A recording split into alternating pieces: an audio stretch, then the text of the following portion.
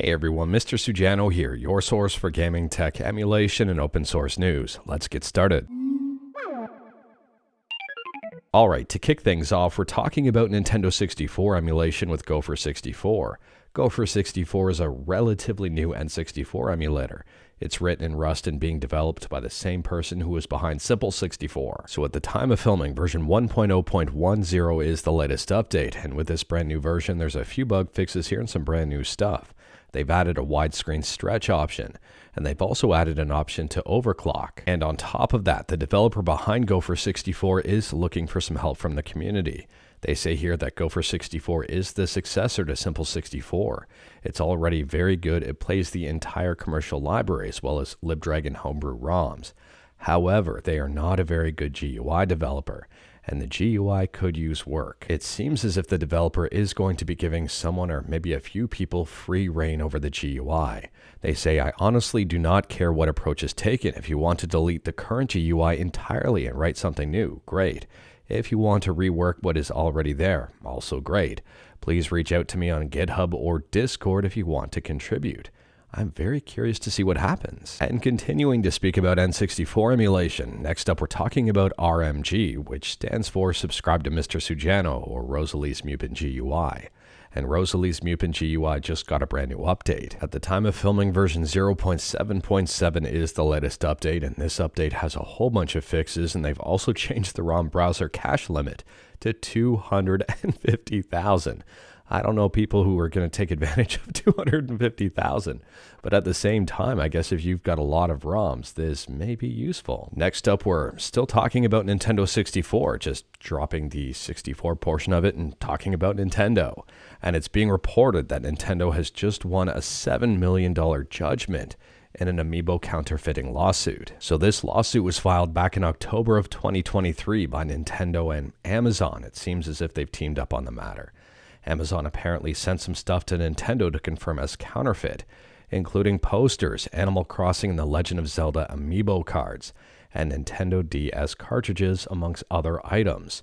And that is very interesting. It appears that Amazon has banned those accounts, and well, the lawsuit went through and there was a default judgment for just over $7 million. Now, based on this lawsuit, I'm assuming that Amiibo cards may be a little bit harder to find on Amazon, but who knows? Next up here, we're talking about Nintendo DS emulation and other systems with an upcoming handheld here called the MagicX 040.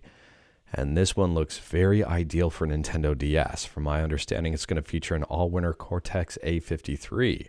And the screen on this one, I think, is 480 by 800. To me, this looks a lot like a Nintendo 2DS, just without the screen separation.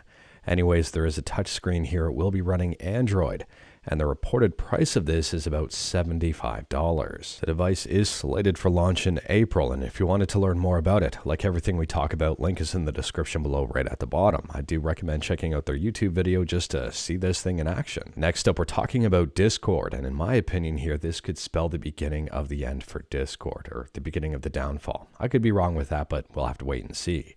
Discord is reportedly in talks to become a public company. The valuation of Discord is reportedly about $15 billion. Now, taking a look at this, the reason why I think this may be the downfall of Discord is because going public, well, then the company has to answer to shareholders, which may be a good thing, but also may be a very bad thing. We're going to have to wait and see what happens here, but I am very curious as to the future of Discord. Now, these are just talks to become a public company. It may not happen. It may happen. Let me know your thoughts about this in the comments below, and let me know your thoughts about the implications of this in the comments below. Next up, we're talking about Metacritic, and Metacritic has just published their 15th annual Game Publisher Rankings. And I'm going to take a second here just for you to guess on who it might be. You may be incorrect on this one. You may be correct, and you may be surprised. So before we get into the rankings, here's how they are ranked. Average Metascore for all games released in 2024. Percent of scored products with good reviews, a Metascore of at least 75. Percent of scored products with bad reviews, 49 or lower. I would argue that 50 or 51 or 52 is pretty low. Anyways here, number of great titles, Metascore of 90 or higher. And they say only publishers with 5 or more distinct titles released last year are included in the rankings. And the number 1 ranked company here is the same one that was ranked number 1 back in 2021, and that is Sega. And for reference, last year they were number 9. I recommend going to the Metacritic article to see the full results, and here are some possible surprises. Bandai Namco is sitting in 27th. Konami, they're sitting in 25th. EA fell from 16th down to 23rd. Nintendo fell from position 6 to position 22. Ubisoft went up from 23rd to 18th. Take-Two jumped from 25th to 12th. Sony jumped from 13th to 4th. Axis jumped from 7th to 3rd. And in second place, we've got Capcom. Overall, I would say this is a very big year for Sega, and this is a huge accomplishment. I'm hoping they can continue on in 2025 and beyond here. Let me know your thoughts about the entire list in the comments below. And speaking about good games, next up here we're talking about 2 good game series being merged into one. It's a brand new ROM hack that Dog Pound 4 is working on. They say it's time for me to officially announce the ROM hack I'm working on. Pokemon Mario Red and Luigi Green. 151 Pokemon will be replaced with Mario characters, along with plenty of surprises. Unfortunately, I don't have a release timeline for this one just yet, but based on what the developer is sharing, it seems they have put in a ton of work. And it looks like something like this will require even more work to complete. But to me, this looks really impressive and really cool. And on a side note here, it appears there's also going to be shinies.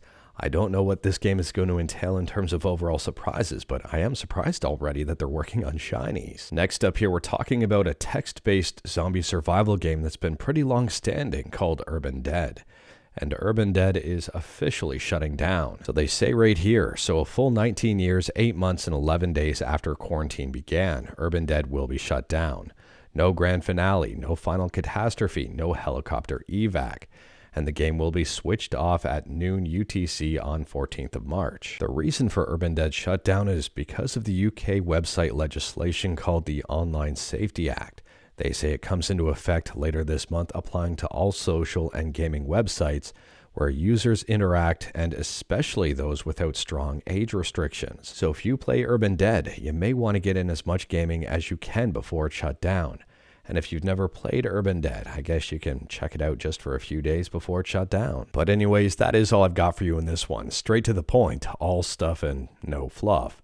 Let me know your thoughts on anything we talked about in the comments below. And if you like this video, leave a like. If you didn't like this video, leave a like. Hit that subscribe button, check out my other videos. Don't tempt fate, save your state, and I'll see you tomorrow.